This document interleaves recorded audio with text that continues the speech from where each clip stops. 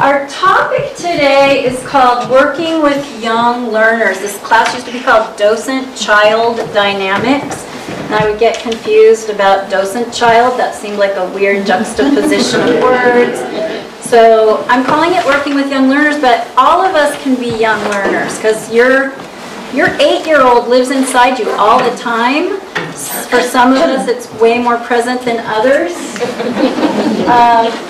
Here's our roadmap of the day.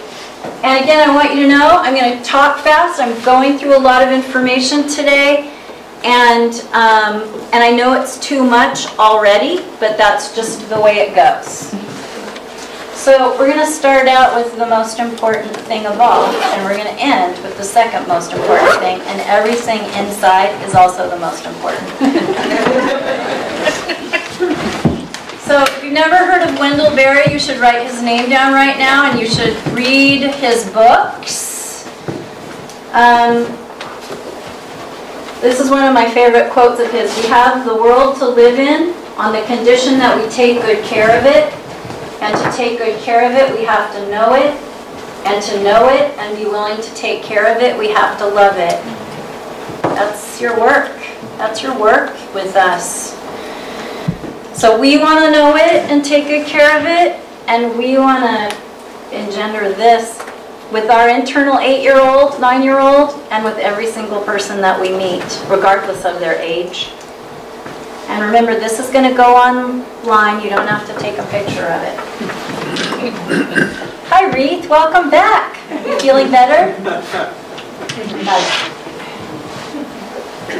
And we love to see this, don't we? And our teaching takes a different kind of form. It's here's this perfect thing for you.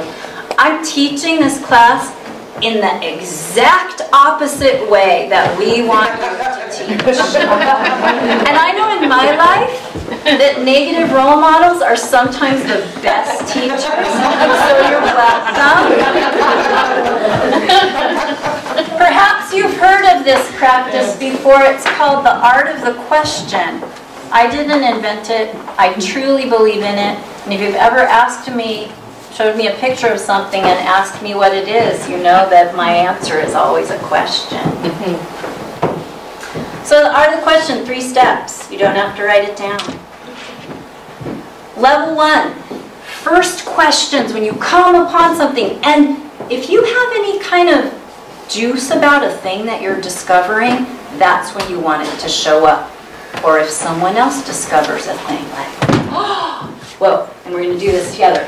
Confidence builder questions, easy, observation-based questions. Remember on the very first day we were talking about the smallest room in the house is the one that you open up and the name's in there and then you just go on to the next thing, right?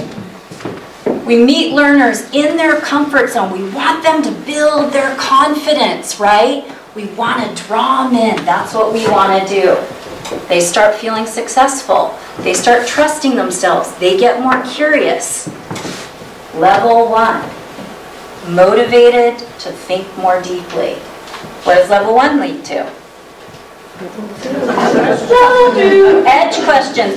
We spend a fair amount of time here. We spend some time after we get to the edge of knowledge. Level 2 are called edge questions. What's the edge? It's not a huge leap. It's right at the edge. And if they were really paying attention and really focused on what we want them to do, we want to draw them deeper in, right? Then you ask an edge question. Level 3, beyond the edge questions. Beyond the edge questions are those questions that you didn't even know you could ask about. Just like way out there questions. Sometimes level 3 questions don't have an answer. What? You mean you might not have an answer to a question? Yes. Sometimes the answers never come. So here's the important thing. The ratio is 70% level 1 questions, 70%. You might stop there. Especially if you're looking at a super new thing that nobody's ever seen before or heard about, because what you want to do is build confidence, right? Level 2, 25% of your time, level 2 questions. And again, you might stop there. Level 3, 5% of your time with level 3 questions. So 70, 25, 5. Oh, and sometimes questions do deserve answers. They do, right? I mean, how annoying would it be if you were just out with somebody who really, really, really wanted to know the name of something and they just absolutely refused to tell you? It's annoying, right? But we don't want to start there. See how much information we can pull out of our learners. What would you call it? Right? Do you want to try this as a group? We're going to try it as a group. Are you up for it? And then you're going to try it at your table. I put some nature items at your table. So pay attention now. We're going to do this as a group. And then when we do it at tables, maybe the mentors could join and we'll do a little practice. This art of the question thing, it's a lifelong practice because most of us are built to know the answer, right? Know the answer, tell the answer, share the answer. So it's kind of counterintuitive for us, and it requires a lot of reining in our internal teacher. Whoa! Right? That would be a good reaction if somebody found that. You might say, you might not say, ew, or gross. What would you say instead? Interesting. How interesting, right? I sometimes have my learners stroke their beards. How interesting, right? Whatever you can do. Okay, so let's think about, if we happened upon this, level 1, confidence builder. Easy observation-based questions, right? Just say them out loud. Everybody, just tell me observation-based questions right now. Ask me. Go, go, go. Come on. Come on. Everybody out.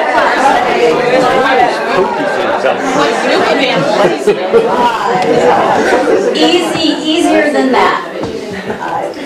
Right, so what were we, like, we were counting body parts or looking at anatomy or seeing where the legs are and, like, just... like, what's it doing there? Like, just really basic questions. How confident do you feel with basic observational questions? Feel pretty good about that? Thermometer says yes? Okay, let's push it to level 2 questions. And before, actually, we extinguish this. Our learners will let us know when they're ready to move to the next level because they're just like, yeah. And that's the moment, right? That's the moment you want to ask a level 2 question. So, you know, they're 8 and 9-year-olds, right? So they're going to miss some stuff, except for those 1 or 2 learners that you always have. You're so lucky. You know the name of that and who discovered it. All of them want to tell you all about it, and you want them to, right? Don't want to ever shut anybody down. You might want to shut somebody down, but you're not going to. So something they could answer if they did some closer observation and thinking. Closer observation and thinking. Maybe linking to something that they already might have learned in the classroom or that they already know about. Ask me some of those questions now. Closer observation questions. How many legs does it have? How many legs does it eat? How does it eat? What other animal you know looks like it? What other animals look like it? Go a little deeper. Are all the appendages the same? Sorry? Are all the appendages the same? All the appendages look the same. Where's the mouth? What are these? What do you think these are for? Is that an eye? Is that like my eye? Right? So deeper questions. Where's the mouth? Right? How are we with second level questions? Getting there? Getting there? How many people have practiced art of the question in their teaching life pretty much? Done a lot of it. Thank you for hanging in there with this. Level 3, beyond the edge, something learners didn't know you could know. Now here is where your group expert or your own knowledge about a thing is going to show up, right? I usually keep a little book in my pocket in case whenever, often, I happen upon something that I haven't seen before, or a question comes up that I don't know the answer to, and then I go and I look it up, and then I know that thing, and I can add that thing into my internal scaffolding of knowledge. I don't pick information up really well by just reading a whole bunch of stuff. I don't know if you do, some people do, but if I can put it in context, then I tend to remember it. So a little pocket notebook is a great thing to have, not a phone. So, level 3 questions. Like, I wonder where it poops. I wonder what its poo looks like. I wonder what it's doing under this log. I wonder what eats it, right? Tell me some level 3 questions. Can you go deeper? I wonder where it lives. Do you think it's an adult? How does it avoid being eaten? Is it an adult? It's an adult. Keep going, deeper. How does it have babies? How does it have babies? These can even be metaphysical questions, right? Wonder what it's like to be this thing. What's its role? What's its role? How would you ask that to an 8-year-old? How does it? What does it do? How is it? Where is it in the food chain? Yeah. Yeah. Wonder what it's doing under this log here. Huh. Or I wonder where it's going if you see it walking. And then, Because it tastes bad. yeah, I wonder if native people ate this, right? Like, that could just go anywhere. And then as soon as the attention wanes, even if you still have 6 more fascinating things that you want to tell about it, you're on to the next thing. Because this is how we teach, right? You know the teacher in the Charlie Brown cartoon? That's how children hear adults. Ma, ma, ma, ma, ma, ma, all the time, right? We want to be that adult. We want to be this adult, right? We want to be the tall 8-year-old that knows about safety and how the trails go, and basically it's just they're learning with them, right? It looks like the head is coming out of a helmet. It sure does. So, at your table, you've got some things that you might find on the trail if you were leading a walk for yourself, or if you were on a walk with others, or leading a walk with others.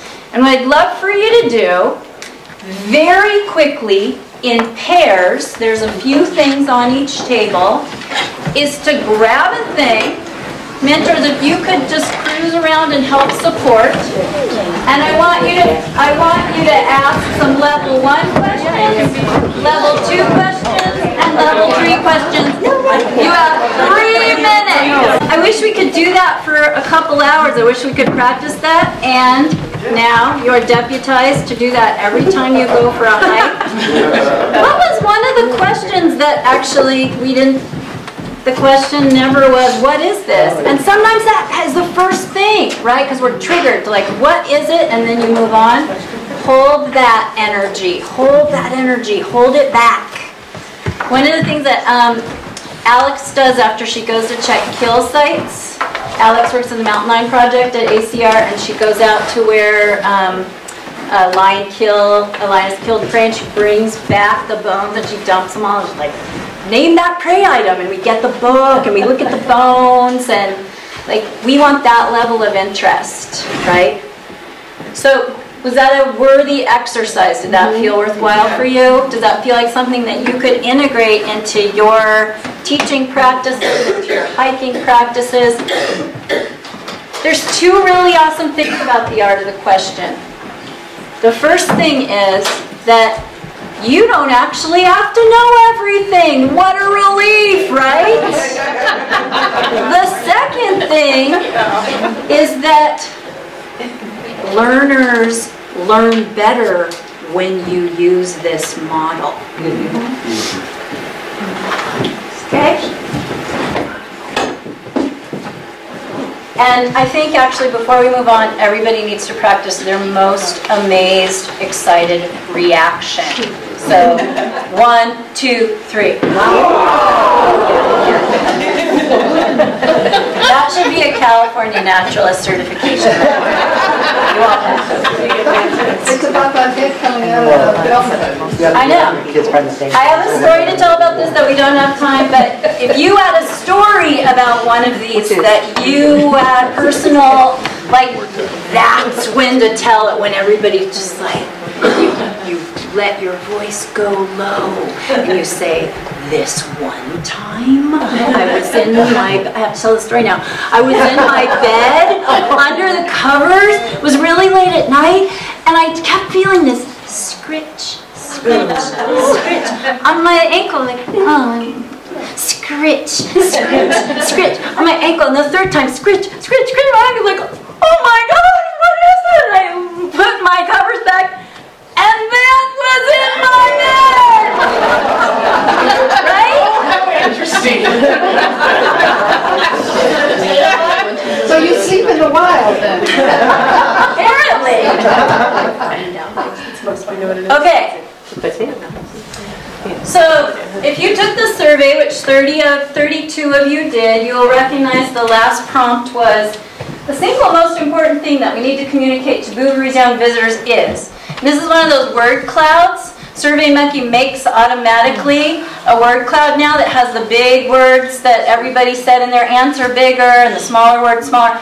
There were way more words in this, but I just want you to know, this is what you think collectively is the most important thing that we want our Bouverie young visitors to know about. I kind of liked that, but I wanted you to see it because I think it's really important. I'm totally on board with this. I have no disagreements. There's a smart guy who knows about kindness, and this is probably my favorite quote of all time. Everyone wants to feel happy, loved, connected, and valued for their character and contribution. Everyone. That's all we want. That's all we want. That's what we want. That's what your learners want. They want to feel happy. They want to feel loved. They want to feel connected. They want to feel valued. They want to be seen and loved for their character and their contribution. Raise your hand if you want that too. Everyone wants that. Can you do that? Can we do that? Can we do that when we're outside in a beautiful place or in a classroom? Can we do that? Can you do that? Can you do that? Can you do that? Yes. I know you can do that. I know you do that every day. So this is the part of the talk where I talk about the California State Science Standards, and I wanted to tell you about it in this voice. The teachers are our clients, right? If we don't have teachers, they don't ask us to do nature education for them. So already the ones that want to do nature education with us, they're on board. They are our total allies. But they have administrators and they have like lesson plans and they have to justify like going and wasting all this time out in nature. And one of the ways that they do it is by correlating the lessons that their students do with something called the State Science Standards. I had the Next Generation Common Core curriculum in here and I took it out last night. You're welcome. So really quickly, I just want you to see adaptations is in there. Plants and animals have structures that serve different functions for growth, survival, and reproduction. Like third graders, that's in their science curriculum. Living things cause changes in the environment. So things dig holes, or they eat plants, or they change streams. And you'll learn about how wolves change rivers in a few weeks. Pretty amazing story. Students know when the environment changes. Some plants and animals survive and reproduce, others die or move to new locations. We had a pretty big environmental change 4 weeks and 3 days ago. Right? Oh, that one. That one.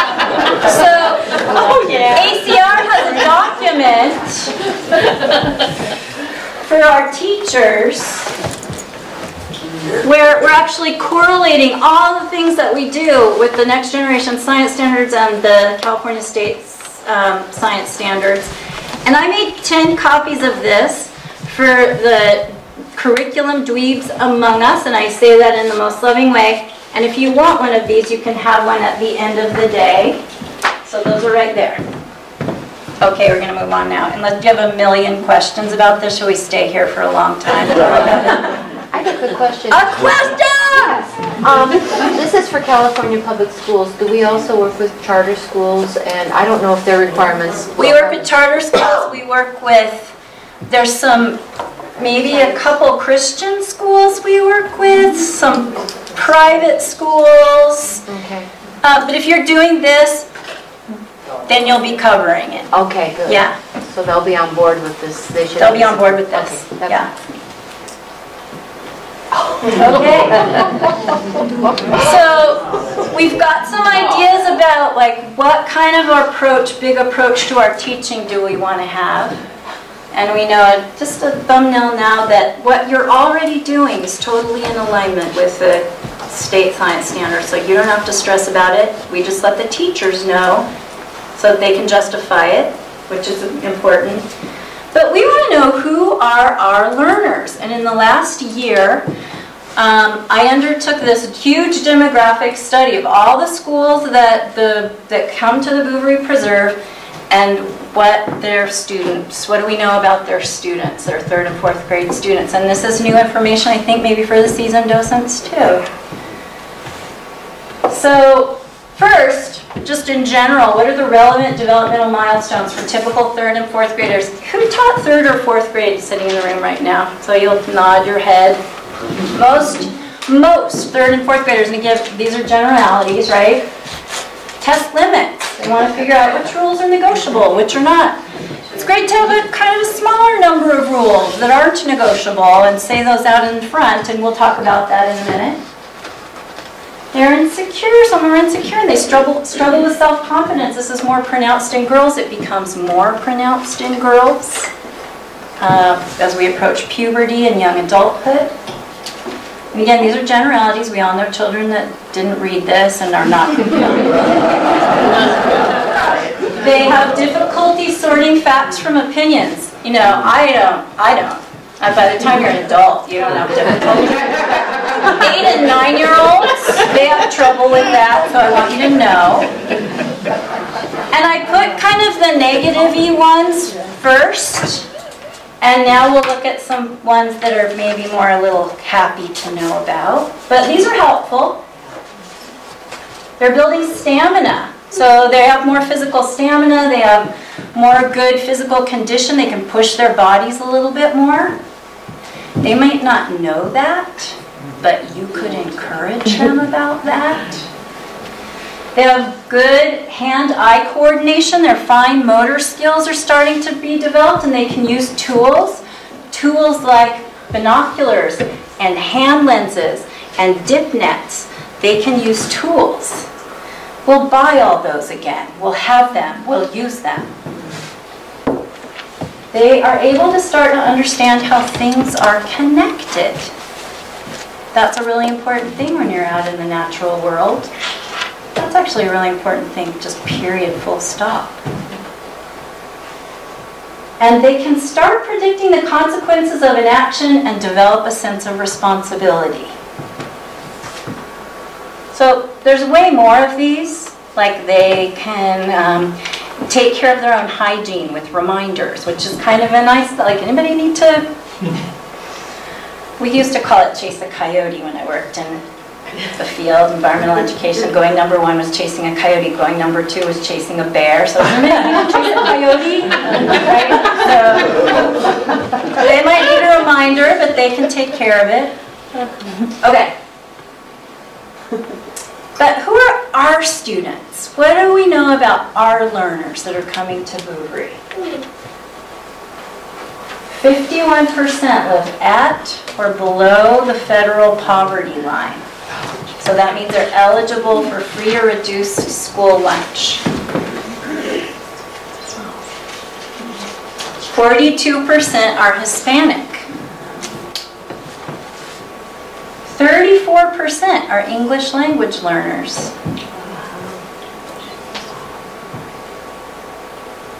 Anybody have any thoughts about that? Anybody have any thoughts about that? Is that news? I'm seeing some like, what? What do you think? Does that seem in alignment? Seasoned docents, does that seem in alignment with? Yeah, okay. No, some people are shaking their heads. So that's overall, everybody who comes to Bouverie. Everybody's come to the Bouverie Preserve in the last 5 years. That's the data set we looked at. Any thoughts? Any implications? I want you to ponder this because this is going to impact how you teach, right? So 34% English language learners, 51% live at or below the poverty line. Like, that's, yeah. Tia, Linda? Are those numbers representative of all students in the area or the schools that particularly choose to come to the Bouverie? Those are our Bouverie school students. And do you know how they relate to the general student population? Very similar. Very similar. In the county? Well, yeah. I bet it's not that different because we have a pretty broad geographical distribution of schools that come to Bouverie. Yeah. I have to remember not to make assumptions about the experience that the kids are bringing in. It's not going to be the same as the experiences that I had when I was in third grade. Right. Totally. Yeah. How many have been out in the woods before? Yeah. Because that's us kids at Denver now. What do you think? What do you guys think? A lot, Half. like respect. Half? More than half? Because the schools in Sonoma do good field trips, Yeah. I would say it's probably more around the 34 than the 50. So, When you ask the kids, have you been in the parks or the woods or whatever? yeah, and maybe more of the fourth graders than the third graders. So I'd say a third to a half, Si. But depending on the school, it could be most of the students in your group, right? Because it'll vary school to school and even class to class. You know, every school has that crazy nature teacher that just like takes their, you guys were those teachers, I know. Miss Yeah. Frizzle. Anybody else? Yeah, Robin. Well, I think that there's cultural implications, that some children are taught not to have eye contact with adults. Others Yeah. are told to respect what an adult says and Right. not to speak out. And Right. others are, you know. Yeah, we're going to talk about that. We're going to talk about that later. So 1, 2 more, and then we're going to move on. Well, I think too that as far as being out in nature, I think that's really important that we give them all the gifts that we can, And we are. because nature is free. They don't have to pay for movie admission. They don't have to pay for miniature golf. They don't have to. It's something that they can encourage their family to do for free. And we need to make the natural world more accessible. There's a lot of cultural barriers, or many studies about cultural barriers. The natural world is often considered kind of the affluent white family playground. And we're starting to do some work on that. And we're going to talk about that later. And I don't know if we've ever said this to everybody, but the Bouverie field trips and classroom outreach, everything we do is free. And we offer bus scholarships, so no one is ever turned away for lack of funds. And I think our challenge collectively, and this is something we can work on our Phoenix class and our wonderful docents and staff, when we open back up again, how do we really focus on making the Bouverie world more accessible to those who don't traditionally have access to landscapes like that, and make it safe and so they feel loved and they get to practice looking at things. I want to work on that. Do you want to work on that with me? Let's work on that together.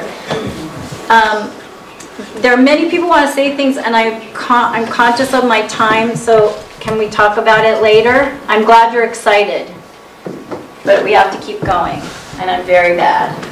I wanted to just put this in here because it's come up. Multicultural environmental education is a big buzzword now in the field, and I just wanted to put this out here. Exposure to and cultivates respect for cultural diversity, including gender. Gender's totally up now, right? Not so much with 8 and 9-year-olds, but with 8 and 9-year-olds even. Level of education, nationality, religion, age, culture. So multicultural environmental education. Nobody here did this, and I didn't ever say it. I don't think I've ever said it before, but I was in my office when I first came here, and there was a docent in the native plant garden, and she had maybe 5 Hispanic children around her and a Hispanic mom chaperone, and she was teaching about the native plant garden, and she said, "Raise your hand if you were born in California." And I just went, "Oh, no, don't do that, don't do that." Right? Like, we have to think, we have to filter through, like, what would that be like to hear if you weren't a native person these days and you were worried about your citizenship and your family was worried about ICE, they couldn't answer the door if some random person knocked on the door. So I want you to relax, I don't want you to be tense, but I want you to be aware of other people's frame of reference, which is exactly what Linda was talking about. Make sense? Yep. Good? Going on. Okay, so we know about the development, right? We know kind of about developmental expectations. We know the demographics of our learners. And so Kaiser Family Foundation did a national study. They did it in 2004, 2008 maybe. Media in the lives of 8 to 18-year-olds. And before I show the slide, well actually, I'm going to give you the first piece of data, their baseline data from the first year. 2004, 44.45 hours a week with screens. And 2004, that was a while ago, right? Screens, TV, video games. This isn't homework or learning activities. This is playtime, recreation time. And this was 13, 14 years ago. So they repeated that study 5, 6, 7, 8, 2009. They repeated the study in 2009. I want you to write down right now. What do you think that number was? Don't say it out loud. If you don't have a piece of paper, just think it in your head. What do you think that number was in 2009 when they repeated the study? Don't say it out loud. Straight from your head, from your mind. Everybody ready? No, you're not. You're totally not ready. 53.34 hours a week, 2009. And we don't know yet. They haven't published their 2014 data set. So when I look at this, this is what I think. Okay, so a full-time job is considered 40 hours a week. This is time outside of school, right? Full-time job is considered 40 hours a week. How many hours a week? That's a lot of hours. How many hours a day is that? Who's a math whiz? 53 hours divided by 7. 7.5 hours a day. And so then I think,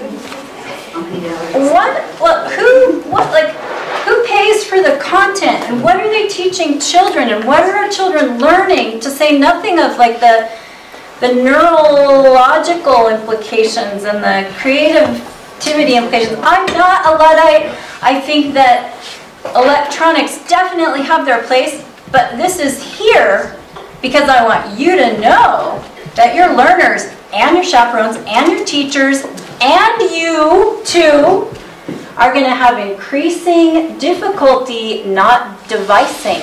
I made a verb. Not devising when you're out in the natural world, right? And so I want you to know about this. This number is not going down. Okay. I upset her and she's leaving now. There's other good things. It's warm. I feel like it's warm in here and I see people's eyes going at half-mast and I'm trying not to take it personally. I think this is actually a pretty interesting lecture.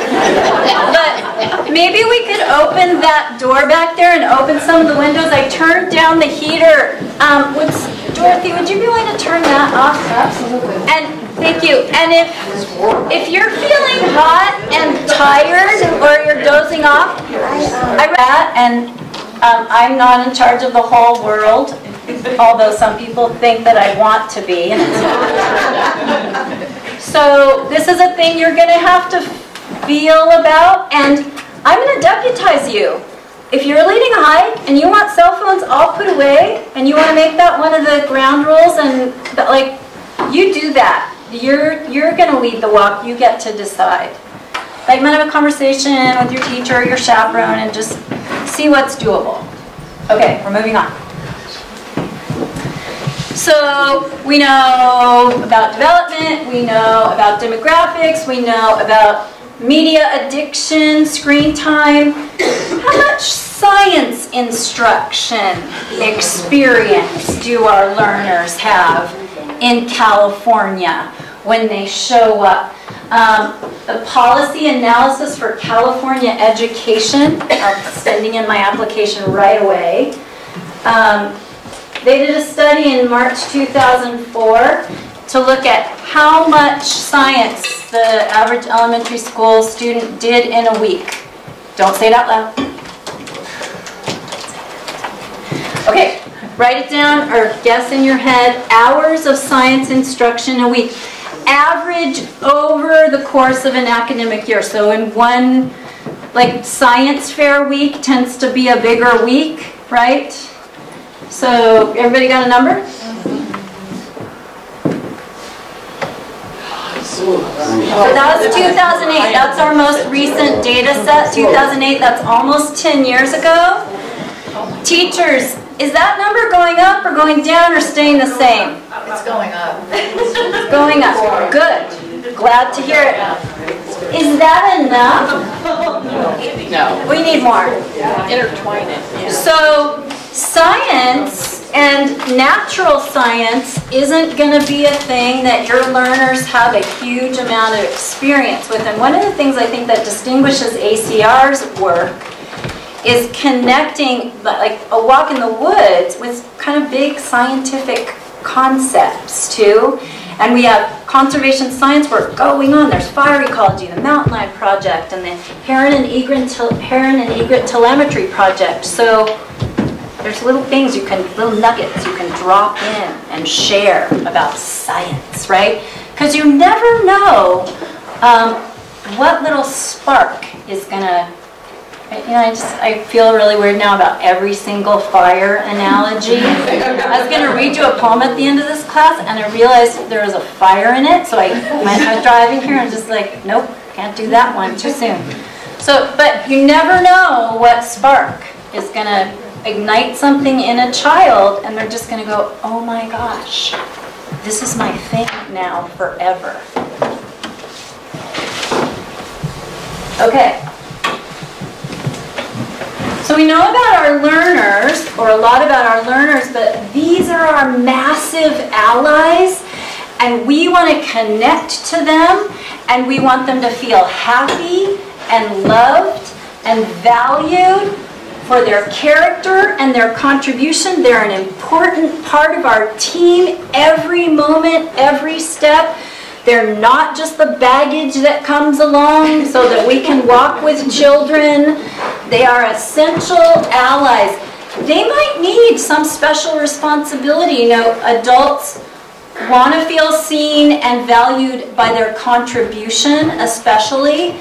So you bring your chaperone aside and say, oh my gosh, I'm so glad you're here. My name's Julia. Thanks for coming. You know, do you have any special interest in nature or science? Have you been here before? Was there anything you'd like to share about today? I know it seems super tiresome and they could just be completely annoying and want to take over the whole thing and you'll have to dance with that. It happens rarely, but it does happen. Bus drivers, I feel so sad when the bus driver just sit in the bus for the whole time. When I was at Fairfield Osborne Preserve, I just said, you're just like, go with them. Go hiking. And they often did. So invite the bus driver to go along too.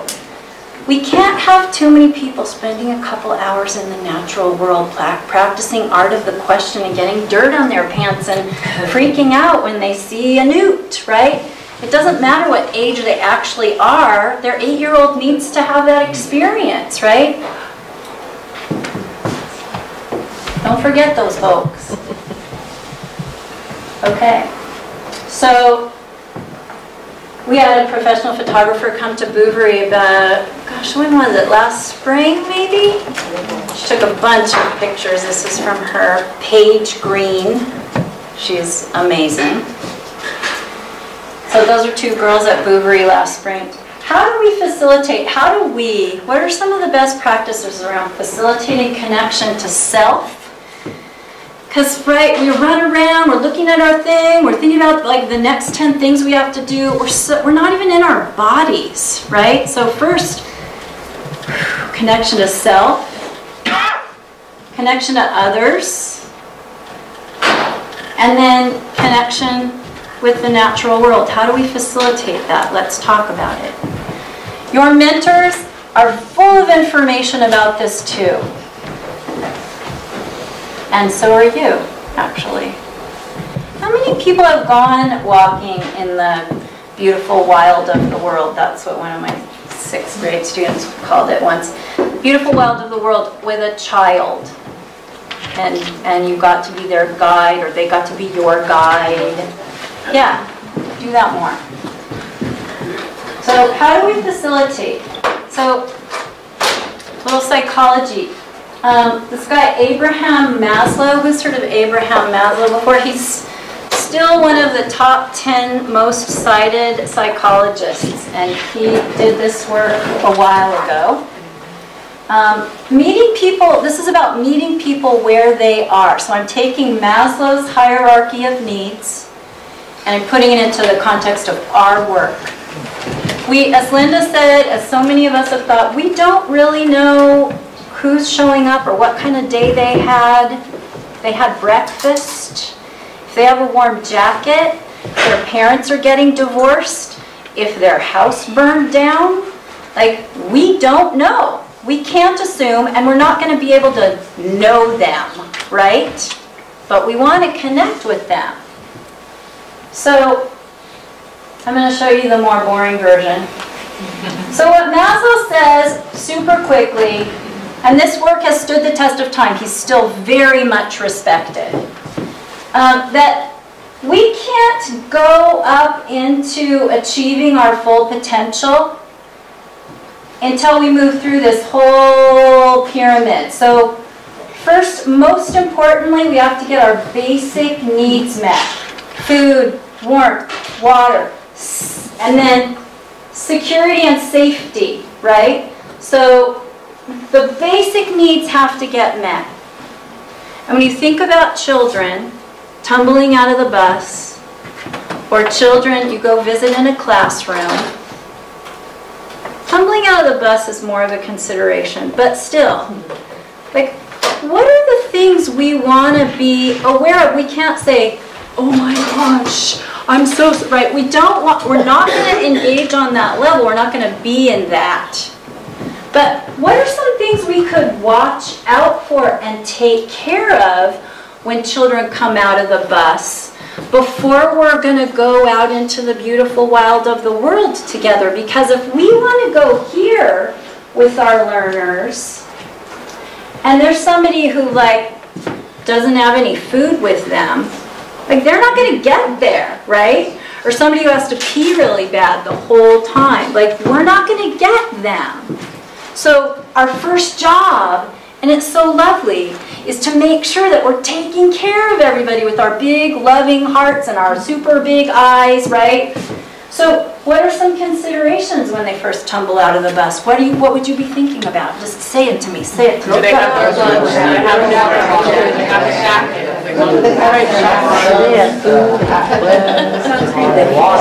Sunscreen, water. Do they have any food? How are they dressed? Do they have, like, their whole Harry Potter collection in their backpack? Right? If they do have their whole Harry Potter collection in their backpack, Is there a really good safe place where you're going to leave it and they'll know it's going to be safe the whole time that you're walking? Because otherwise they're going to be thinking about their Harry Potter collection or whatever they have. Yes, more things, go. If they're hungry, they have no food. Maybe they didn't eat breakfast, right? Yeah, no food. What else? No, that's a question. Oh, We provide food. No. I would talk to the teacher, actually, or a parent. Sometimes when everybody sits down, I'll encourage sharing of food. We have to be careful with things like food allergies and anaphylactic reactions to nuts. And like, there's so many things to be aware of, right? So is our role more to ask Beth has a question or a comment. It was a comment, and I don't know, maybe. My experience has been this, and all my kids come with snacks and lunch that the school has given them. I haven't had any child so far, just... With no food. Has anybody ever had a child with no food? No water. No water. No water bottles. No water, no water bottles. We get tons of donated water bottles. They're always, well, we will have a kitchen again one day. Or at least a big shipping container, that's what we're talking about, with extra water bottles. And we all have water, and somebody can have an extra water bottle, right? So, extra jackets. We usually have a little box of extra jackets, extra backpacks. Yeah. One of the ways to help with this is to talk really clearly during the classroom visit. Here are all the things that you need. Even dress that way and unpack your backpack and show the things and what kind of shoes, and it's good to have socks and just all of that. Yeah. And then what about security and safety? When we're thinking about who the children are and where they've come from, what are some considerations when you're thinking about making it safe and helping support them feeling safe and secure? I mean, we don't want to just be like, okay, honey, let's go, right? We want it to feel like an adventure. We want to push the envelope a little bit, but we don't want to push it too far because they're not going to get there if they don't feel safe. So what do we do? Who hasn't spoken up in a while? Ground rules. Some ground rules? Basic ground rules. We'll talk about that. Yeah, basic ground rules. How to be safe here. Yeah. One thing that I always like to do is make sure I know the children's names immediately. And I have to kind of keep repeating it to myself as we're walking down, because I think that really makes that immediate connection. What else about safety? Could we have name tags for the kids? We always have name tags for the kids, yeah. They peel off and fall on the trail. We always have name tags for the kids. Yeah, Linda. Do you have a conversation at the beginning where you find out what they're most concerned about, like snakes or whatever? There's differing schools of thought on that. Like, tell me all the stuff that you're most freaked out about. Okay, let's go. Does anybody have any concerns? Oh, you know what? It's the middle of winter. The rattlesnakes are all under rocks right now. They're hanging out. We won't see them. So people do it different ways, right? I'm not going to say which way you should do it. You'll find your way. But if you're going to ask those kind of, like, that just could come up naturally, like somebody has a tick walking on them or someone sees a spider, or like it could just come, oh my gosh, wow, like let's take a step back, let's take a breath. I wonder why people are always, like, why do you think people are so concerned about snakes? Or you know, what weirds us out about spiders so much? Like, it could just be, sorry, I'm standing right behind you.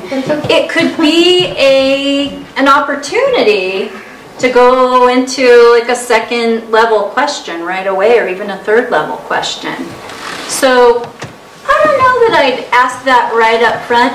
At Fairfield Osborne, I used to say, okay, well, there's a super dangerous animal here, and like, well, I don't want you to be scared, but it's a like, really dangerous one.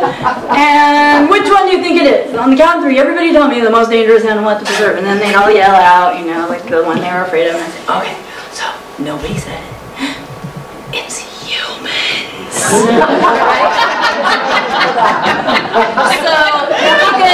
make it funny. Yeah, so and this will come up, right? This could come up periodically throughout the walk, couldn't it? Sure. Because people's comfort and their safety and security, that could change all the way through. Like, oh my gosh, we're going down a super steep hill and I don't have any idea how to hike down a super steep hill, or I'm kind of running out of breath and that really hasn't happened to me before and I don't really know how to deal with it, or oh my gosh, I'm crossing a creek and the rocks are slippery and now my socks are wet, and right, like it's just constantly surfing.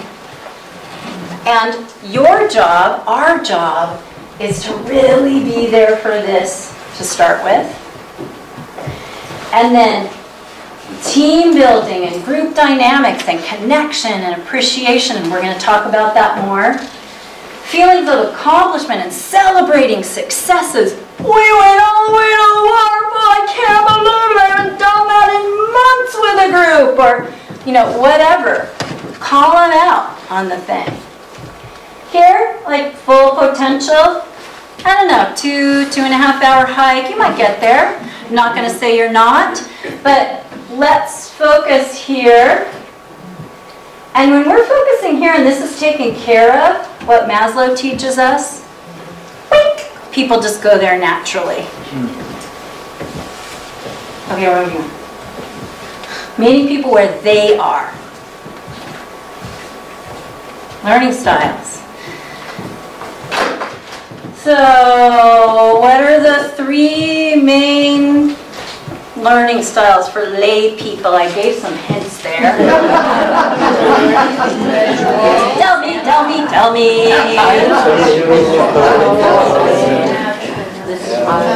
Auditory and hands-on. Right. So, do those things all at the same time if possible. We don't want to be talking about lichen that's, you know, 50 yards away. But we want to like get some lichen off the ground that's not attached to anything and give everybody a piece of lichen and just go, oh my God, what is this stuff is? What is it doing? It's crazy stuff, right? So start there. Always have some kind of something present that you can touch, smell, not taste. There's actually a rule the board put together, safety policies, and I know that you break them because I read those letters about people eating miner's lettuce and stuff. There's a board policy that we're not supposed to feed anything to anyone at any time. And you can say you were absent that day when they talked about it. Did anybody go on the Edutopia website and take their multiple intelligence test? A few people did that. Did anyone bring it in? Now it's time to get it out. That was the last So, here's what I want to say about Howard Gardner. If you can hear my voice, say Howard Gardner. Howard Gardner, this work is non-scientific, it's non-empirical work. It's kind of controversial, but it gives us, I'd say it gives us a window through which we can think about people's possible strengths or natural inclinations to certain areas, be they, you know, math or art or music or physical activity. So I wanted to cover this, but like if you're thinking about Maslow or Gardner, Maslow's like super respected, totally vetted, still quoted. Gardner's a pretty controversial dude, but this is part of the ACR curriculum when you talk about this stuff, so I'm putting it in, checking the box, tell my boss. Okay, so spatial, we're going to go through this quickly. Spatial judgment, this is a person who like always has to pack the car when you're going on a big trip and you have a bunch of stuff, right? You know who you are. Musical, linguistic, like sometimes I'll pause for 30 seconds in the middle of a conversation because I have to just find that one right word, and everybody's just like, come on, would you just move on, right? I can't. That's not like how I'm built. I can't. Move on. Logical, mathematical, interpersonal. So how tuned in are you to others, what their deals are? Intrapersonal. How tuned in are you to this, your own self?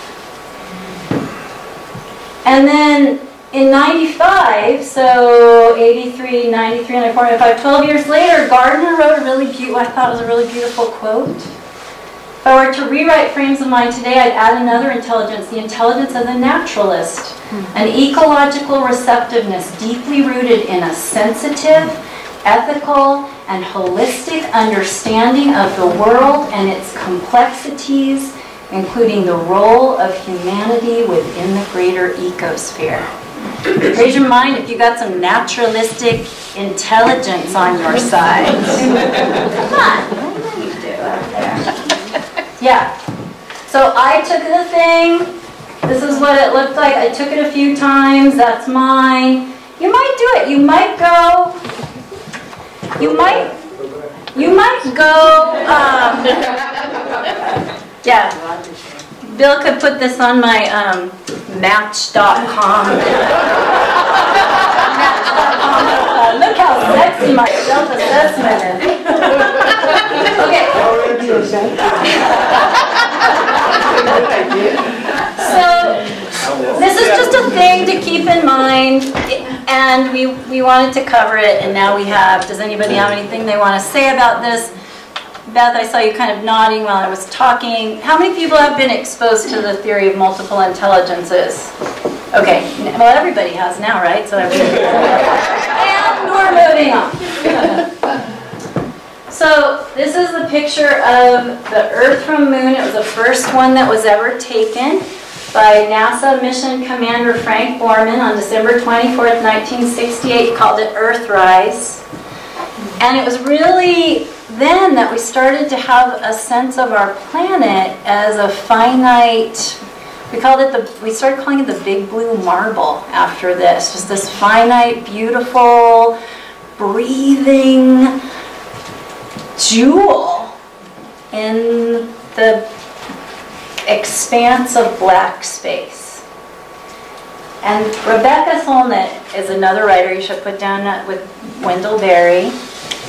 And Rebecca, I was lucky enough to see Rebecca speak at the Geography of Hope conference in Point Reyes a few years back. And she said this thing that is totally applicable to the work that we all do together, because this is what you do. If you're lucky, you'll carry a torch into the dark. If you're really lucky, you get to hand the torch to another. If you're extraordinarily lucky, you get to meet the ones to whom you pass the torch. So you're torch passers is what you are. And it's rare. You're extraordinarily lucky, torch passers. Way to go. So while we're passing torches and thinking about if people have backpacks and if they ate breakfast and if their house burned down and if they ate breakfast this morning, if their parents are getting divorced, if they just had a fight with their best friend, if they're flunking school, so many things, right? We can't know all the things about all our learners. We only have a few minutes to get to know them and then we go.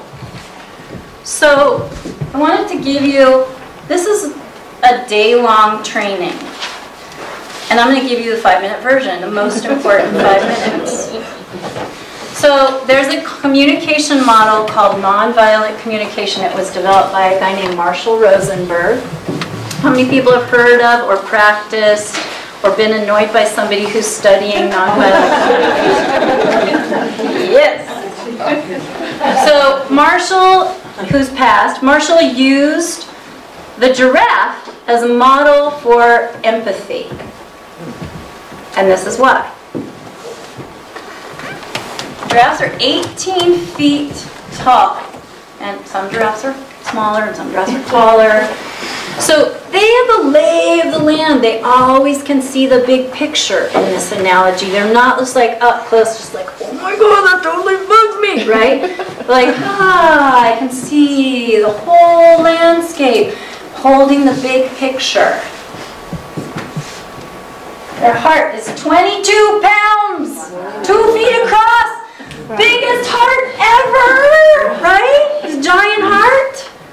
So not only in this model, you see the lay of the land, you see the lay of the land with the biggest heart ever, heart full of empathy. Your ears, these are bad, these are the only ones I can buy. I had 2 pairs, they burned in the fire. I had to get these special ordered, shipped really fast. 8 inches long, super furry ears, 8 inches long that can move around like deer ears. And their tongues are long enough that if their ears start to get dirty, they can Q-tip their ears with their tongue.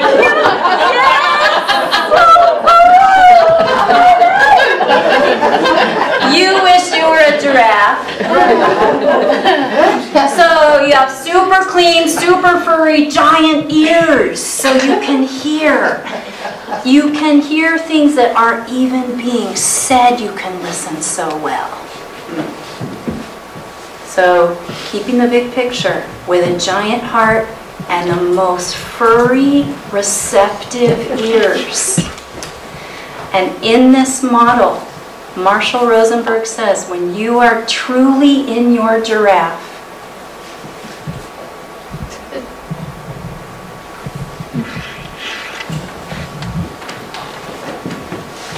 anything anyone ever says is either please or thank you.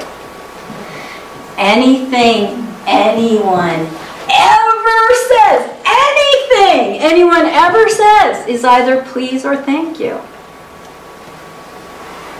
Try it out today for the rest of the day. When somebody cuts you off, like a person might be saying, please let me get in front of you, right? Or thanks for letting me get in front of you. I think when somebody's being a real asshole driver, like maybe their loved one's in an emergency room right now, right? Like I'm never gonna see them again. I could think they were a horrible person, or I could just like go in peace. I hope you're okay, be safe. So anything anyone ever says is either please or thank you. Now, I want to tell you one last thing and then we have to move on. The cool thing about giraffe ears and the cool thing about this model is it emphasizes self-empathy as much as it emphasizes empathy with others. In fact, you cannot practice nonviolent communication without filling yourself up with self-empathy first. So you can't just like walk around all the time like a giraffe, because we're not giraffes. So if you're super triggered about something, you might have to go. So this thing happened, I'm super triggered about it, do you have a minute? I want to talk about it, and just go, Rah! And then I can go, thank you, then I can go to the person that I'm triggered and like the load is dropped, right? And then I can turn my giraffe ears out. But I wear giraffe ears in. I used to wear these a lot. Giraffe ears in means for my own little completely messed up, dysfunctional human self, I can have a heart that's 22 pounds. And I can have big, soft listening ears. And I can like put down the whip that I use regularly, right? And just put it down. Like take a breath. So, see if you have a giraffe that wants to come out. You might find it useful. Anything anyone ever says is either please or thank you. Anything, ever. Think about it at Thanksgiving dinner. Think about it next time. Think about it next time you're watching a leader, some leader. I don't know any in particular. Or maybe you're having a fight with your spouse or your kid and you're just both totally entrenched. Just like, wait, hang on, where's my giraffe? And think about how it might apply to taking some children on a walk in the woods or being in the classroom with them. Or if you're at Creek Access 1 and you reserved it and then the other person showed up at Creek Access 1 and they let their people eat miners' lettuce right in front of everybody and everyone got to touch a nude and that was against the rules and blah, blah, blah. Right? It's just like, oh, hang on. Oh, my neck all of a sudden is getting so long. Right? And I've perfected this, so if you have any questions,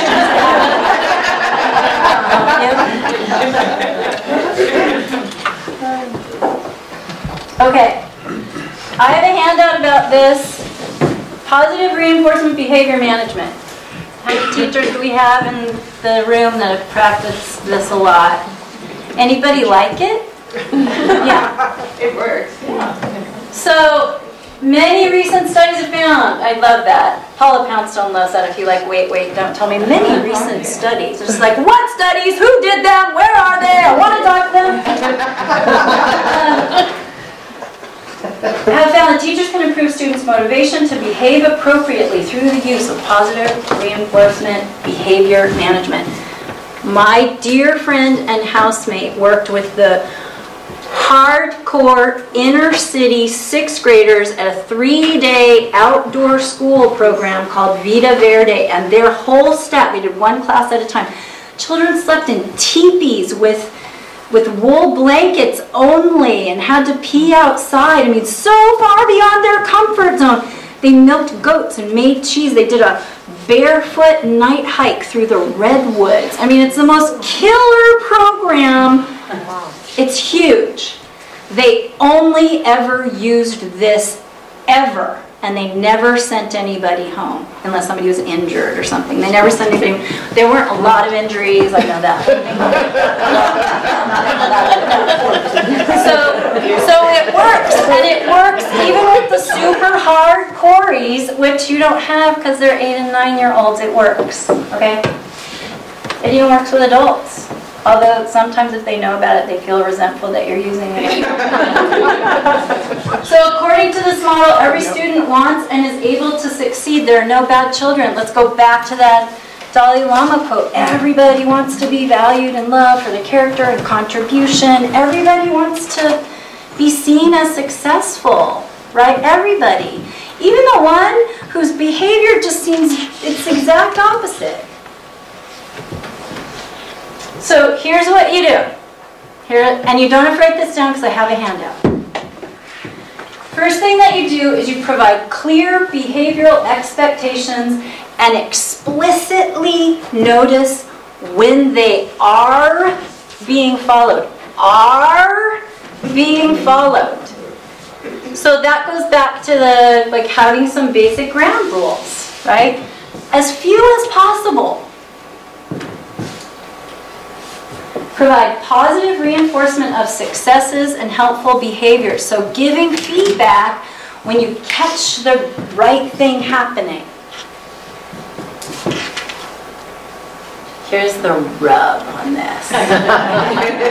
Especially when other less helpful behaviors are happening at the same time. So imagine that a very unhelpful behavior is happening right here. And what you want to do is go, rah, right? Yeah. But instead, there's an unhelpful behavior. And what we want to do is we want that person who's doing the unhelpful behavior to know how to do a helpful behavior. Because they want your attention, right? So you're not going to give it. Unless it's an unsafe, dangerous, unhelpful behavior, right? So you call someone on their helpful behavior. I'm so appreciating that Alex appears to be listening intently, although she might be mentally rearranging her sock drawer, right? Just like, you catch someone being helpful. I so appreciate that. Well, actually, we're going to do some of these. So this is the hard part. This is the super hard part. This is like the corollary in NVC to, in positive reinforcement behavior management, to everything anyone ever says is please and thank you. Yeah, you don't pay attention to unhelpful behaviors in this model, but it works, it works. I swear it works. Even with the hardies, it works. Okay, so you demonstrate that you mean what you say. Here's how you do it. Frequent, authentic, specific praise. And we're going to have some examples of this. Recognizing when individuals or the whole group is succeeding. You catch them. Use praise that is clear and not subjective. And we're going to practice this too. Reinforcing what you're looking for so that people get cued in. Like, oh, I see. That's what she's wanting. That's what he's wanting. Use infrequent, fair, proportional reinforcements when expectations are not being met. Voiced with no charge and no punishment. For example, it might be, oh, shoot. Remember, we were going to stay on the trail. That would be an example. Like, uh-oh, somebody's off the trail. Right. Totally different vibe. So let's look at specific examples of praise. Appreciate the way your eyes were on me right away when I asked for attention. It helps me know you're listening. Thank you so much for helping the group by listening when I'm talking. It means there's way more time for adventures when I don't have to repeat things. So you're just saying thank you. Everything anyone ever says, please and thank you. Oh my gosh, you guys are so good at this. Look how quiet everyone got when we saw the quail. You think maybe we got to watch it longer? Wasn't afraid of us? Let's be quiet and see how long we can watch it. Look at all those patient raised hands. Classroom visits, this is yours. Look at all those patient raised hands. Just acknowledging everybody has some way they want to contribute. Wow, check you out. Did you pick up all the gnats? That's so helpful. Thank you. So, specific praise. Claire, got it? And then there's another way to use this model, which is the narrative way. So there's giving praise that's specific, and then there's just narrating what you see that's helpful. So we want to use objective and observable actions. I see that Sophie's sitting quietly and writing in her journal. I see Luke and Carlos have packed up their lunch trash into their backpacks. You may have noticed. I said, gosh, I'm so grateful that Phyllis is ready to move on. Like, that gives all of you information that that's a behavior that I'm appreciating. You probably knew that I was just practicing on you, and maybe it felt annoying, but that was an example. Look at everybody staying on the trail. Versus subjective conditions. And this is really important because the way that we often give praise is subjective. And subjective praise isn't repeatable, right? So, I like your shirt, you have beautiful eyes, or you're so smart, or, you know, that kind of thing. Nobody overhearing that kind of feedback can replicate that behavior and get your approval. And we say all the time, oh my gosh, you're so pretty, or oh my gosh, that's the most awesome pair of boots. And it's just like, well, my boots are awesome too, right? So we want to move away from comments about physical things, and we want to move into objective narration and objective specific praise. Questions?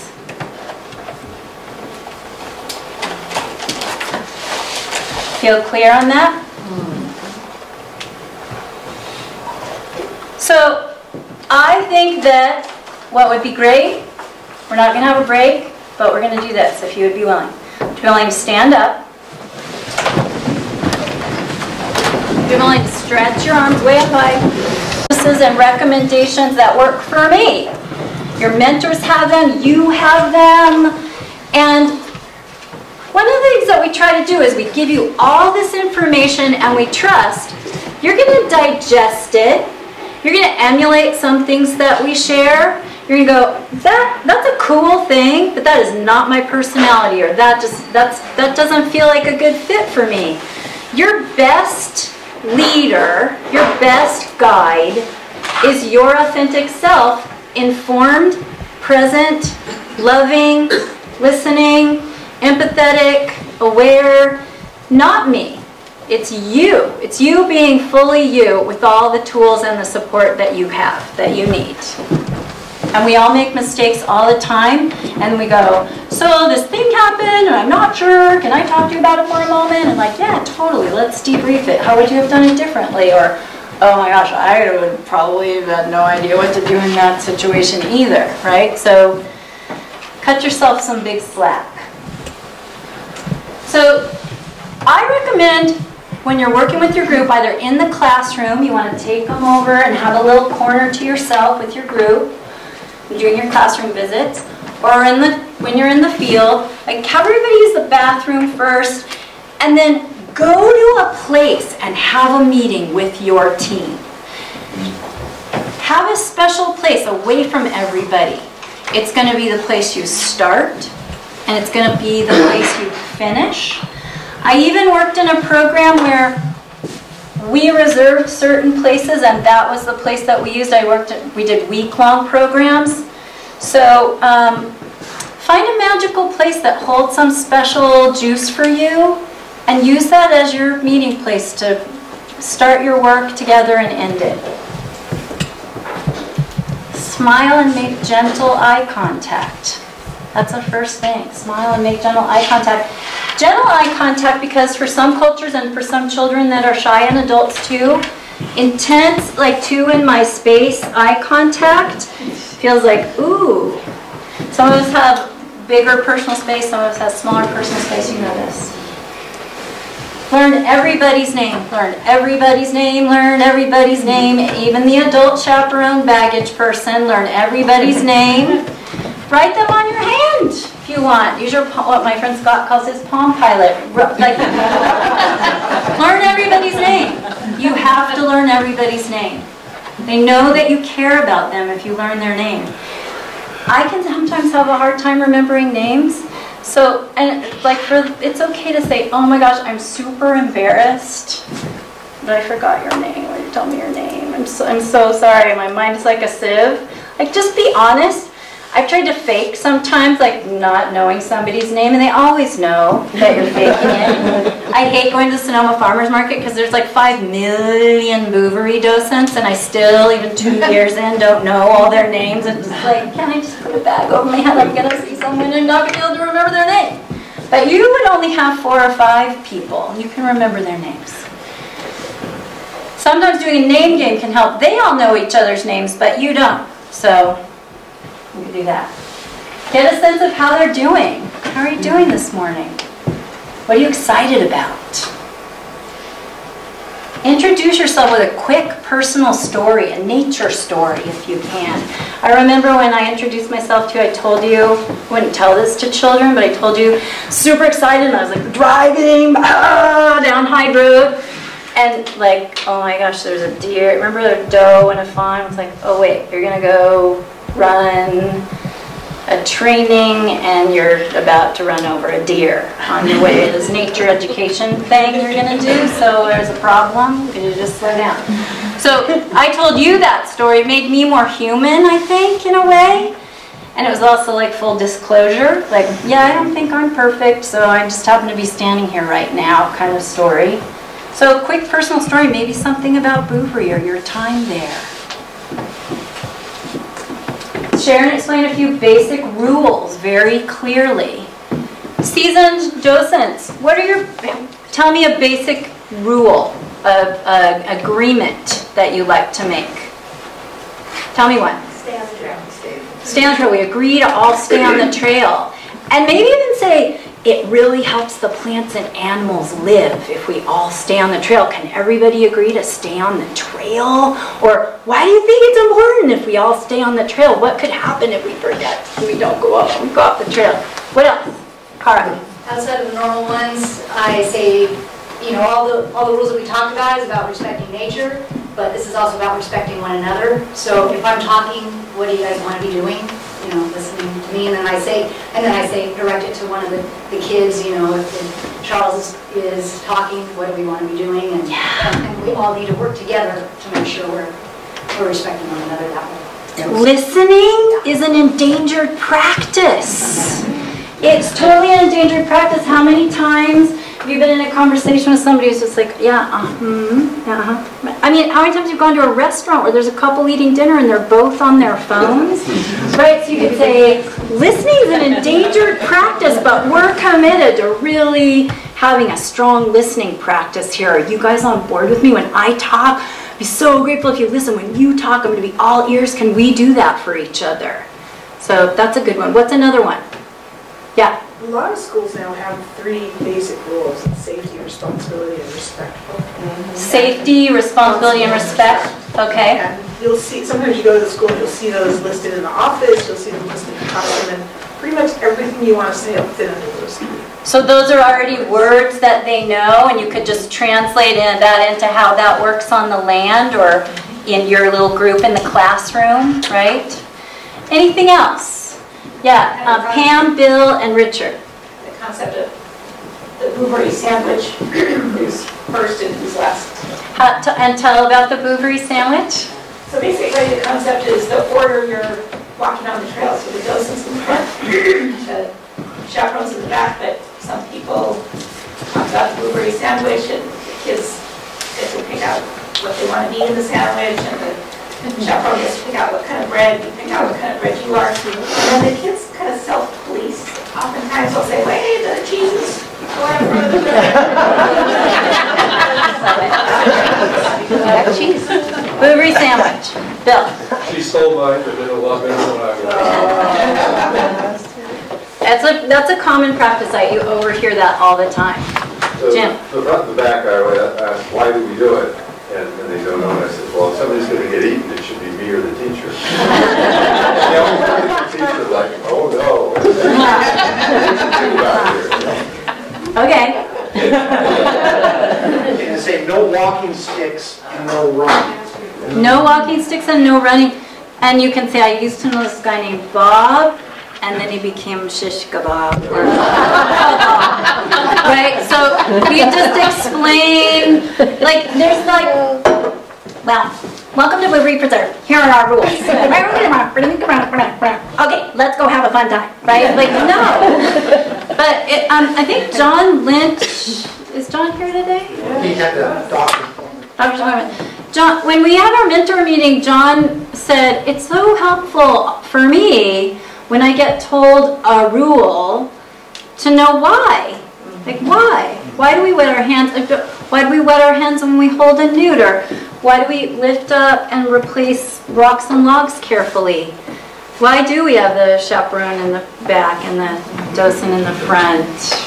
For an amusing reason or an actual reason. Right? So all of those things, few, clear, why, and so what do you think? Are you on board? If we do this, we're going to be such a great team. Like, you might not ever say that to a group that way. That's my way. But you'll have your own way. Yeah, Susan. I believe it's on the slideshow, so the new slideshow. Leave only footprints, take only memories. And I asked, what do you think that means? So we talked about that. And how many children are hiking? Well, if everybody took even one walk. What is a preserve for? And gosh, we're visitors. We don't really live here. What do you think it's like here when no people are around? Don't we want it to be kind of like that even when we're visiting? Yeah. Phil, you gave me a really great idea how to start a hike, and I was wondering if you would share it with everyone about the... Oh, it's coming. Yeah. Okay.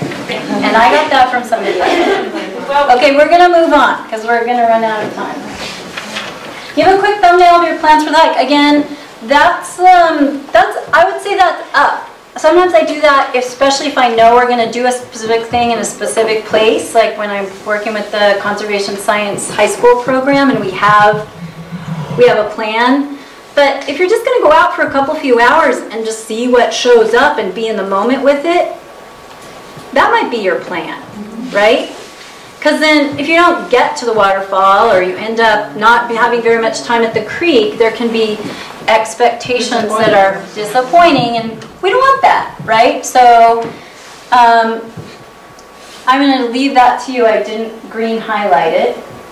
Share teaching supplies. We will have them again.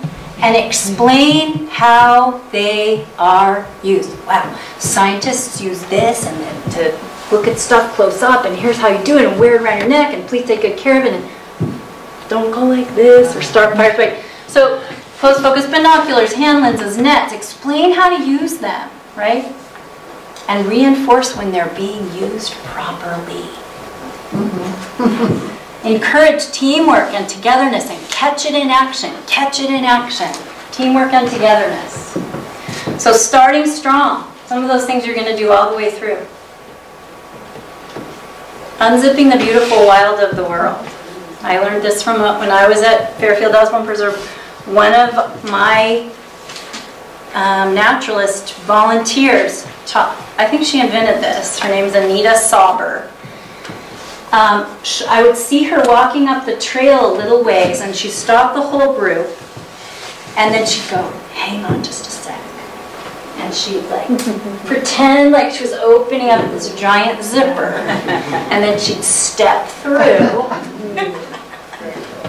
and then she'd go, so I just got in the beautiful wild of the world. It's super awesome in here. You guys could come through like one at a time. Really magical. And so then everybody would come, even the teacher, and she's like, no, I'm just going to close out all the stuff that's not the beautiful wild of the world. Let's go, right?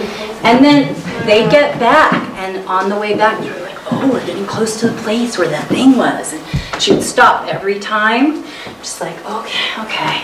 Like she'd actually stop and do her circle, and we'll talk about that in a minute. So how can we take some of the beautiful wild of the world back with us? We're going to go back through now. And they would go back through.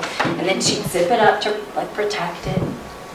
So beautiful wild of the world, unzipping the beautiful wild of the world. I think several of you do that on occasion. Sounds good to me. Teaching strategies that reach more learners. So start strong, end strong. John Young, who wrote that Coyote Guide to Mentoring, he calls it wrapping the bundle. I love that term. Like, you just don't want to go, okay, well that was great, okay, see you later. Gosh, I really have to go to the bathroom, or whatever. You want to end strong. So here are some suggestions. And again, you don't have to take notes on this because I have a whole handout.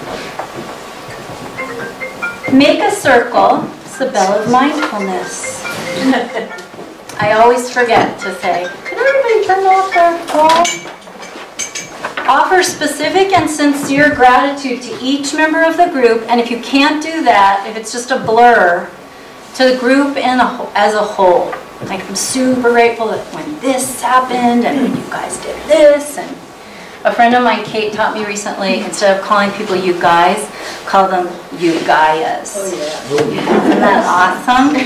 Gaia, the Gaia hypothesis that the Earth is one big self-sustaining, self-generating superorganism. So you Gaias, I like it. Use it. I stole it from Kate. Ask each member to share their nugget of the day. We did that at Tom's Point. We had Tom's Point Adventure on Saturday. We check our Facebook page. We all went out and pulled mountains of ice plant. And we circled up at the end, and everybody shared their favorite nugget of the day. Share your nuggets of the day. It's a way to seal in the awesome things that happen one more time. And each person gets to share their nugget. And everybody gets full attention. Remind them of a few nuggets. Remember when that happened? That was super cool. Encourage them when they leave the beautiful wild of the world to look for evidence of it around their homes, around their school grounds. Look for it showing up everywhere, because it does. Invite them to come back. Someday that's going to happen. Teaching strategies that reach more learners. It takes up to 10 seconds for learners to process a question and formulate an answer. 10 seconds. 10 seconds. Ready? Go.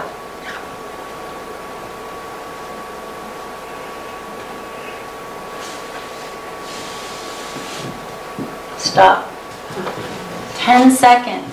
And you know, especially your teacher, there's that one person who puts up their hand first. Every time like question doesn't even come out of your mouth yet. They don't even have an answer. They just want to say something. They want to be in there. So what are some questioning strategies we can use to give everybody a chance to think of the question and formulate an answer? I do it all the time with you. Everybody's in. So ask a question. Ask learners to indicate they have an answer by making a gesture, like put your pinky in the air, put your fist on your head, or stand on one foot. And then once everybody has their answer, everybody's standing on one foot, you can say, I'm not going to call on you, because some people, that's their worst fear, right? Stay like that if you have something you want to share, right? So then the people who don't want to share, they don't have to share. You're not going to call on them. And choose one or more to share, or you can go 1, 2, 3, everybody share, right? And then you can pick out some of the things that you hear and say it back to them. So that's one strategy.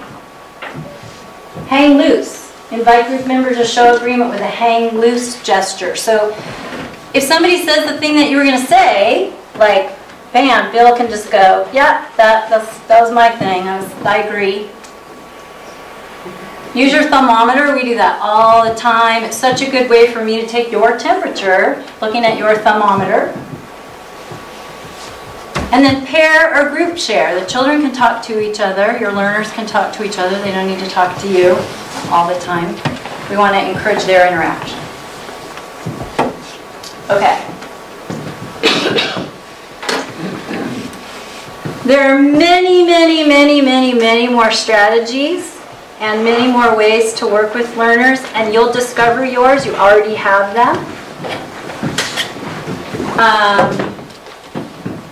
Before I give you your homework, though,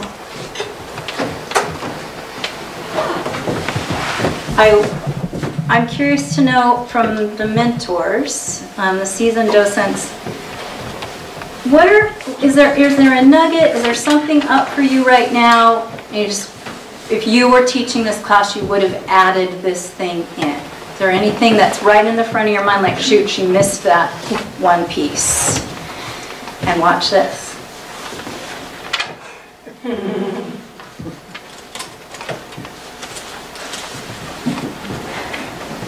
If you have an answer to that question, would you put your pinky in the air and wiggle it at me?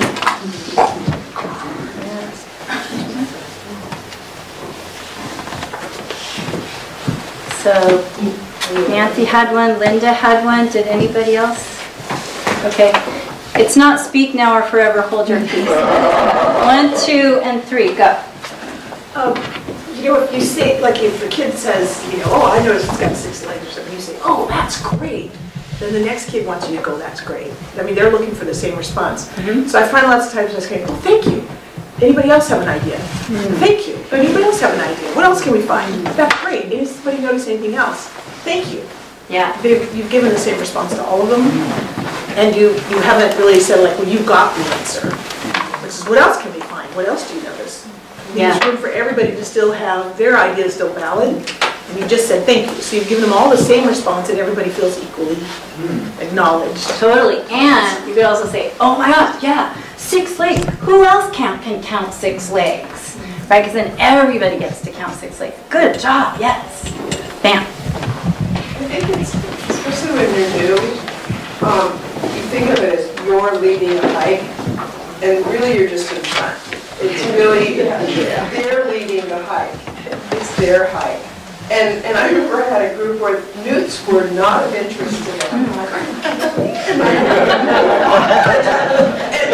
they lived in a place where there were tons of newts, but I forget what turned them on, but it was something completely different. And I thought, I've got to remember to watch them, not watch that thing that we're like, don't look at the harvester ants after you see this, but watch them watch the harvester ants. And it just, you'll know whether they care. If they don't, move on, even if you aren't ready. Thanks. Did you read that No Time for Spiders article? If you haven't, I recommend it. It talks about a naturalist, a group. Be quiet, I'm talking about this. you know, and the children are totally interested in spiders over here. I'm just like, no, we're doing this. So one of the ways that John Young talks about that is letting the hands lead. So you're the body. You know that thing? Tia, would you be willing to just stand right here for a second? We know each other. Will you turn around? And would you start telling a story right now? And just leave your hands down. Yeah. So when I was a Girl Scout leader and counselor, I used to take the girls on many, many, many hikes. And I really thought that that hike was a very, very long hike.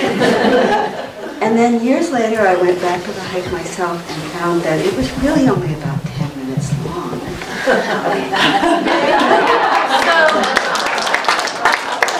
So the children are the hands, right? They're gonna lead their interest is gonna lead your whole group. You're gonna let them drive it. And the beautiful wild of the world is there waiting to be discovered. And boy, do they see things. They're closer to the ground. They're not thinking about their taxes, right? They're just like, oh my God, total overwhelm and beauty. Especially if you can get them to kind of slow down a little bit, be in their bodies a little bit. Sometimes I would stretch a little bit and breathe before I would go out with the group. I just had one comment that really relates to when you're in the classroom and when you're hiking with the kids is a lot of times the teachers will tell you that the label of children is this one's going to be doing this, this one's going to be doing that. And I find that it's always the opposite of what I find. So don't come with these labels that sometimes are inherited by the kids because there are different kids out on the trail. And you just, accept them for who they are that day and have them. So. Right. Clean slate. Totally clean slate. Although you want to know if somebody has a health concern or an injury or an allergy.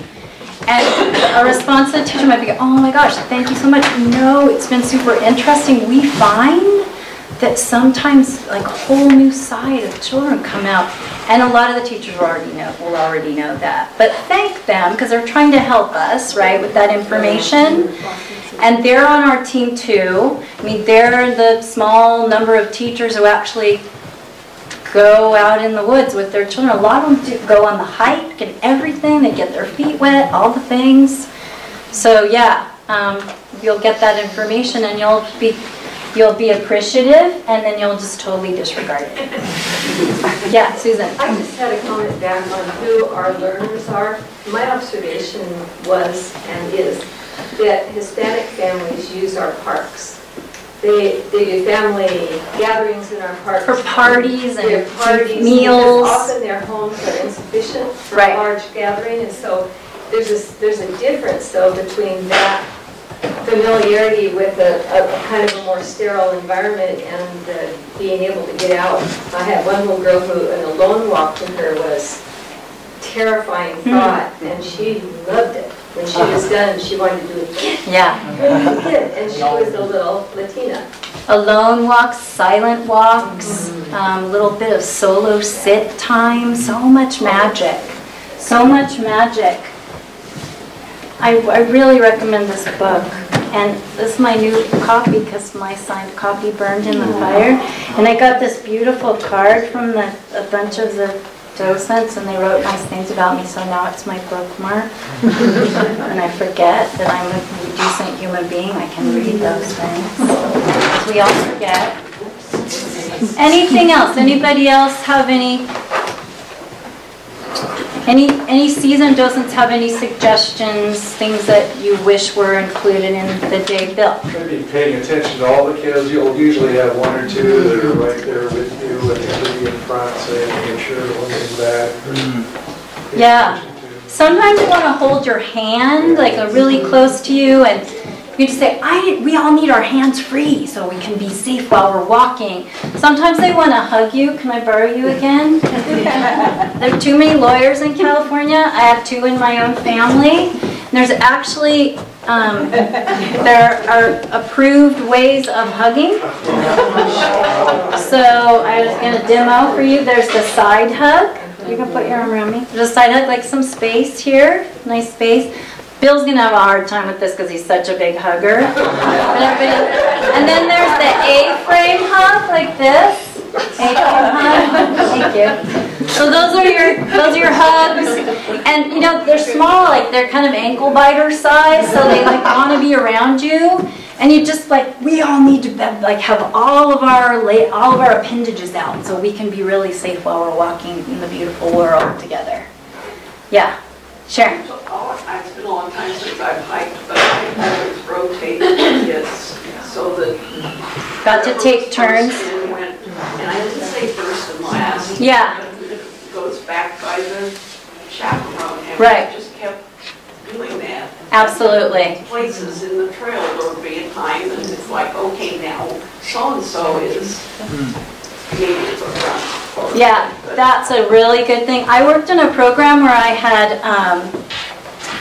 it was a huge program. We had 200 children on site over 5 days, and we had 4 naturalists. I was one of the naturalists. So I would have a group of 25 in the morning and a group of 25 in the afternoon, and that worked well for Tuesday, Wednesday, and Thursday, but Friday morning before the bus left, I had 50 students. It's like Las Vegas style environmental education, right? So what you want to do is give everybody an opportunity to have more of your attention and get to know them. Yeah, there's just a couple things to keep in your mind. And right now, you're probably up to here with nonviolent communication, positive reinforcement, behavior management, and demographics, and meeting spot, and learning everybody's name, and do you have a lunch? And after a while, it just becomes second nature. It'll totally become second nature to you, and you'll relax into it. Richard. Yeah, one of the things that I've learned to do is always talk to the chair and ask that I have a female chaperone. Because if I have little girls on the hike and they need to go to the bathroom or they get covered with ants or something, it takes that responsibility off for the males. So the guys should have that's great. If possible, the guys should have a female chaperone or a female teacher with them. That's, thank you for reminding me about that. And we'll talk about sort of nuts and boltsy stuff, but that's a good thing to say. Yeah. Enthusiasm is just contagious. Sure is. If you stand there and you're just droning on about something, the kids are going to go to sleep on you. And if you think, oh my God, look what we found here. I know. It's just a completely different world. And I know. that's what works. Wow, so great word. You can see how we could have spent more time on this topic, but it's 20 to 1 and it's hot and stuffy in here, and I've been one of those droning on way too long kind of people. I don't really know another way to teach that class in this context. And I wanted to give you some homework. I loved that you did your spider homework. That was awesome! Even though some people who don't enjoy getting 15 emails about spiders and responses. But we've covered that, we're good. So here's your homework. You're going to go out somewhere beautiful between now and Wednesday, and you're not going to write on the listserv about this. There will be no listserv recording. But you could call your mentor. And you're going to do the core, you're going to start learning, or you're going to refine your tracking core practices. And I have a handout for you, so you don't have to write anything down. You can just be present, and I'll tell you some things, and then you'll get this. So these are the recommendations both for you as naturalists and things that you want to teach your young learners about. So owl eyes, right? Owls' eyes are fixed. That's why they have such mobile necks, right? Their eyes are fixed and they're super big discs and they take in a lot of light. So owl eyes is a naturalist's way of having a soft gaze and watching what's happening on the edge of your visual awareness so that you can notice what's going on. Because animals, we're animals, right? We know when we're being watched, and it changes our behavior. So as naturalists, we want to practice and we want to teach. being like, let's be chill about it. Like, oh my gosh, I think there's a hawk over there, right? We want to just be super chill about it. If everybody goes, like, nah, maybe sometimes it doesn't even care, but we want to be cool. So we use our owl eyes, right? Just to notice. And owl eyes go way up here, and way down here. Deer ears, right? We use deer ears all the time. Cup your hand, put it around your ears. It's not going to really work here. But deers can move their ears in all directions and listen above, below, all around, because they're listening for predators, right? Deer ears, if you hear a bird song, you want to hear it better. Hear some crunching, right? Raccoon touch. Raccoons are super tactile. They wash their food. They feel everything. They feel their way through the world. I want you to start paying attention to texture. I want you to encourage your learners to do that. We have to pay attention, right? We don't want to have to pay attention to the texture of stinging nettle or poison oak or things that are dangerous.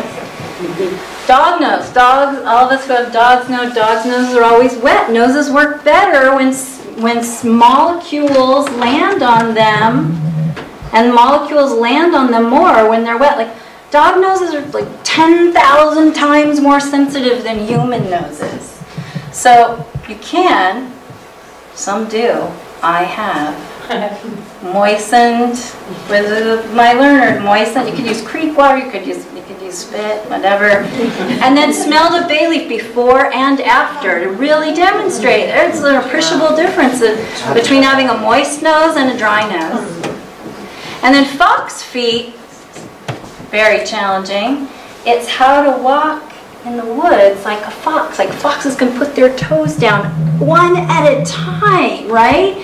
Like, oh wait, I'm not going to put that toe down, there's a crunchy leaf right there, or there's a stick, right? So using your fox feet, maybe even going barefoot and trying to walk, fox walk.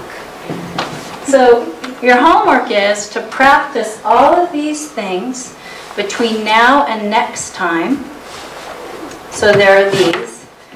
Nancy, would you be willing to pass these out to everybody? Thanks. That's your homework. I have a handout that has the developmental, and there's enough for the mentors. Developmental milestones for typical 3rd and 4th graders on the front. It's the complete list. Questioning strategies and positive behavior reinforcement techniques. So this is for you too. Do you need to move your body around? Okay, great. And if anybody wants the Next Generation Science Standard handout, wait, not all at once, come on. I'm just going to leave these up in the front, and you can have one if you want. And then I have a gift for you from the Allwits who took your picture, but I'm not going to give it yet because I have a poem to read. Julia? Yeah? You can do this. Remember the magic. There's magic. Trust your intuition and smile. Okay, now I have a poem. And I love this poem because it makes me laugh, but I'm going to not laugh while I'm reading it because I think it's funnier when the person who's reading it doesn't laugh. And it only has a little bit to do with working with children. It's written from the perspective of a child. But I have to say, I'm sure appreciating laughing more right now. It's balm for me. So if you'd be willing to put down your pens and pencils and thoughts of what's happening next in your life, and what you're going to cook for dinner, and what the traffic's like out there, and what you're going to do for your capstone project, and all of those questions. I'm pretty hungry. I'm thinking about lunch. This poem is called The Lanyard, and it's by a poet named Billy Collins, and I highly recommend him. He is hilarious, or at least he appeals to my sense of humor, which I'm told is quirky. The other day, I was ricocheting slowly off the blue walls of this room, moving as if underwater from typewriter to piano, from bookshelf to an envelope lying on the floor, when I found myself in the L section of the dictionary, where my eyes fell upon the word lanyard. No cookie nibbled by a French novelist could send one into the past more suddenly.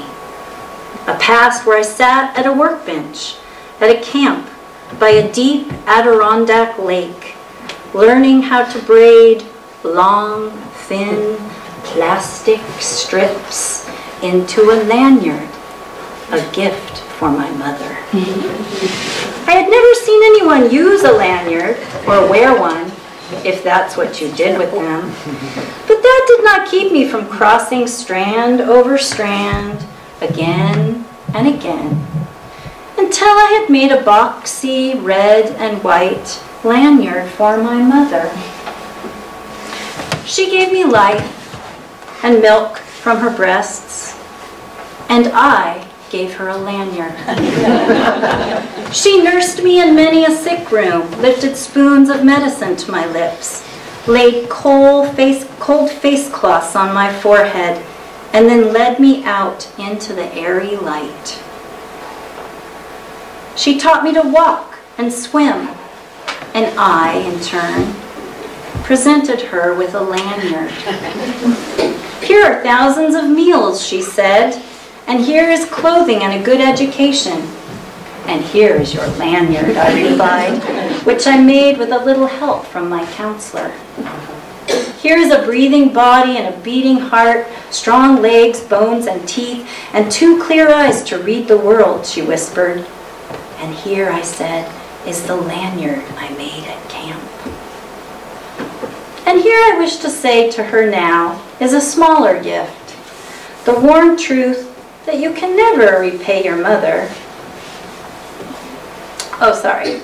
And here I wish to say to her now is a smaller gift, not the worn truth that you can never repay your mother, but the rueful admission that when she took the 2-tone lanyard from my hand, I was as sure as a boy could be that this useless, worthless thing I wove out of boredom would be enough to make us eat.